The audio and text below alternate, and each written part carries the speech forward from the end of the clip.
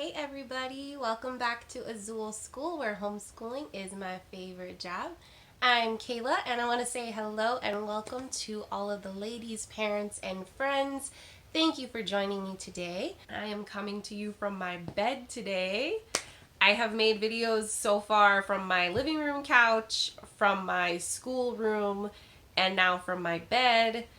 You never know what you're going to get because I live in a small house and I never know what room is going to be quiet. So today is going to be kind of a part 2 to a video that I have done earlier. I'll post it down below, where I talked about homeschooling during the preschool years. And I kind of just went over my basic philosophy and some focus points for what you might want to focus on with your child during those preschool years. So if you're interested in that, go check out that video. I'll link it down below. But today we're going to kind of build off of that. Today, I'm going to share with you some resources and some things that I've used and had success with both of my girls. Let's get started. Let's get into it.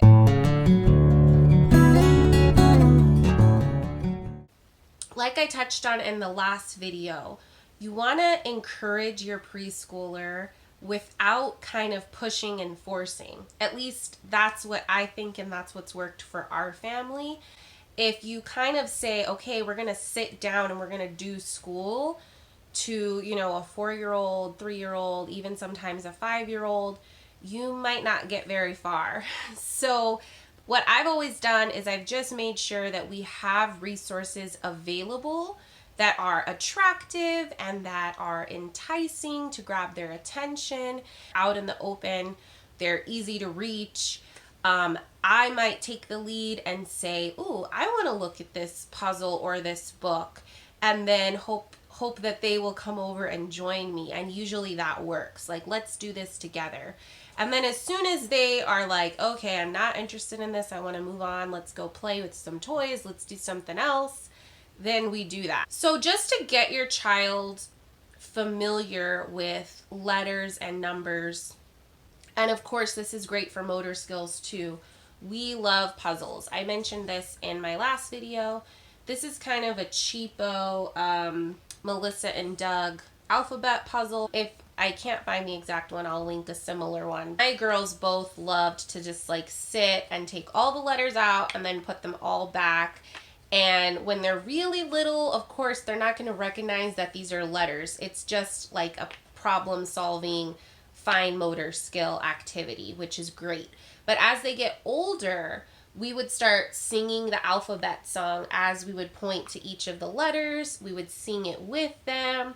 We would say, look, this is the letter A. Apple starts with A, and kind of make it more of an alphabet game. For numbers, and the reason I really love this is Melissa and Doug also.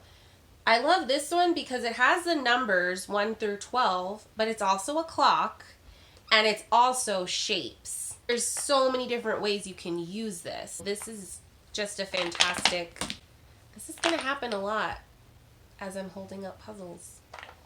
Yeah, well, there you go. But yeah, we like this. I think it's a great resource, and I will link it down below.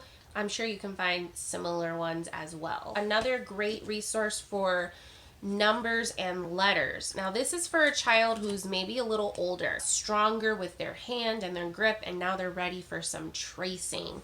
So I don't remember exactly where I got this. It was probably Target, but there are so many books like this. So this is just a tracing wipe clean book. So these are like dry erase pages. And this one in particular has all of the uppercase alphabet. And then in the back, it also has numbers 1 to 20. And we still use this. Actually, both of my girls use this. Now, another great option for a wipeable surface, and it's a little bit more adaptable, like you can customize it, which I like, is I have these great sleeves. I got these off Amazon. I'll link them below. They're very flexible and soft and durable, but they make any paper that you put in here a dry erase paper that you can reuse over and over.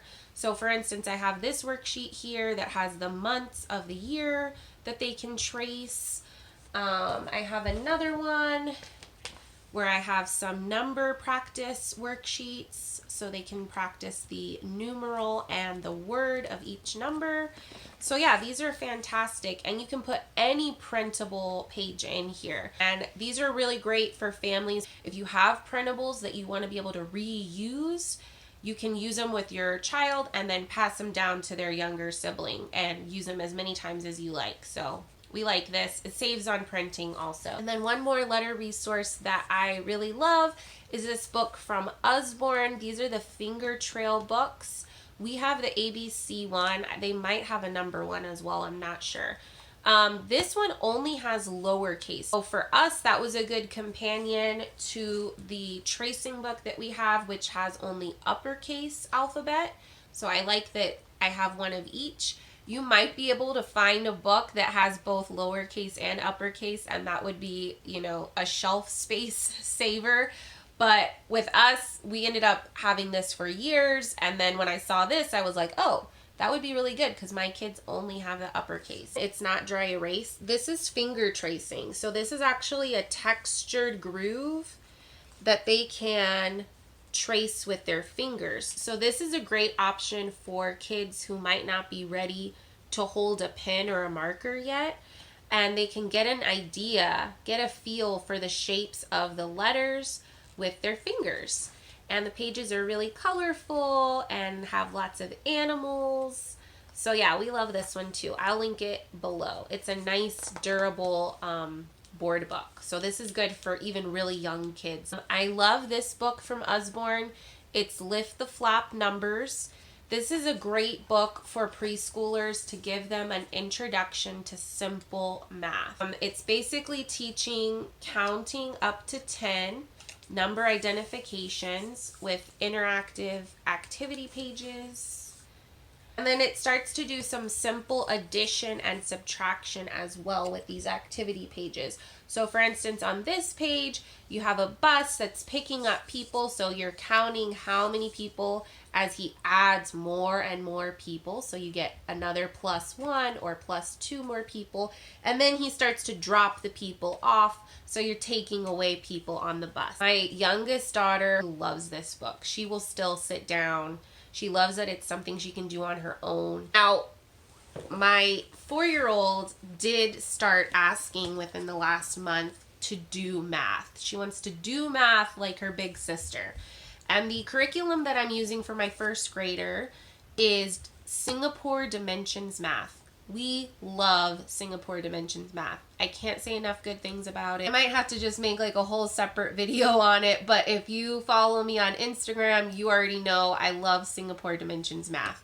So they actually do have a pre-K curriculum from Singapore Dimensions Math. You can start the program that early. I haven't purchased the pre-K.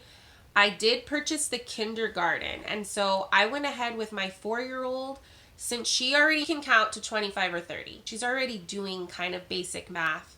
She's very familiar with how numbers look, and she's writing numbers. So I felt like she was ready to go ahead and start the kindergarten. So we have the Singapore KA, and my 4-year-old's actually using this, and she's loving it. I'll link that down below. Like I said, they do have a pre-K level, but we went ahead and started the kindergarten with my 4-year-old, and she's having no trouble with it at all. She's loving it.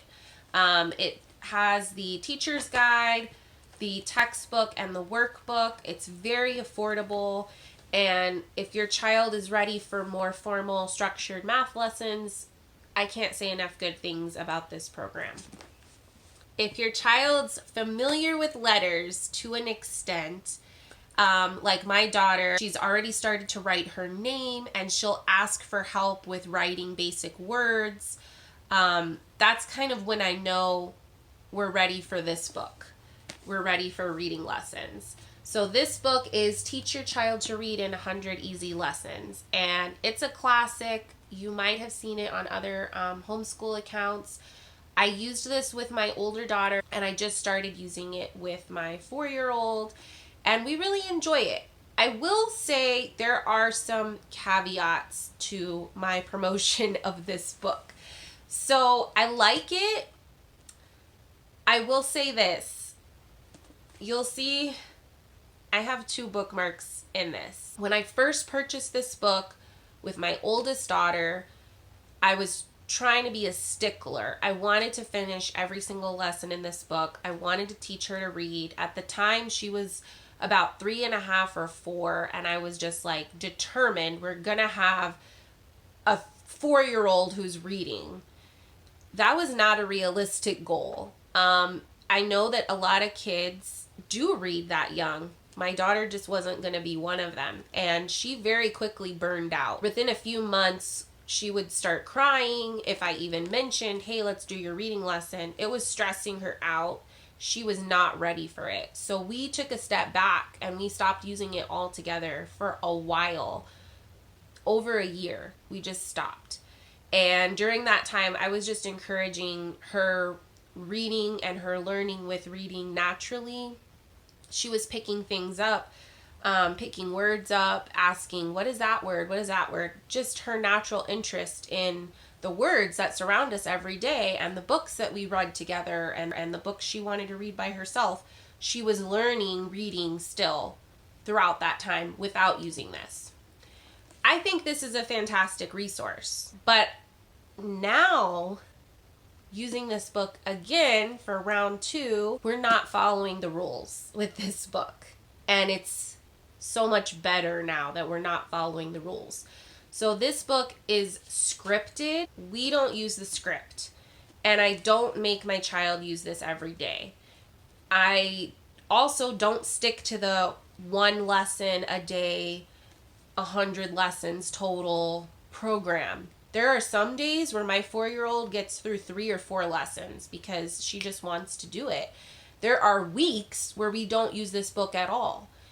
I'm in no rush. I'm not going to stress. I saw what me stressing did with my oldest daughter, and I'm not doing that again. So I suggest this book. I think it's a good resource. I also think you shouldn't use any curriculum or resource if your child is frustrated and fighting you with it, because you're not going to actually have learning happening if that's the mood in the room. It's just not going to happen. So we use this as we see fit. We're still using it with both girls off and on. But I do think this is a good resource, and I'll link it below in case you're interested. Okay, so those are some of my favorite resources for getting your child familiar with letters and numbers, reading and math. These are the foundations of all learning. Everything else that your child learns will be because they can read it or because they have those math concepts and that critical thinking down. You can definitely find lots of resources to encourage language arts and math and critical thinking in your homeschool. These are just some of my favorites. I hope you enjoyed this video. Thank you so much for coming, and I will see you guys next time.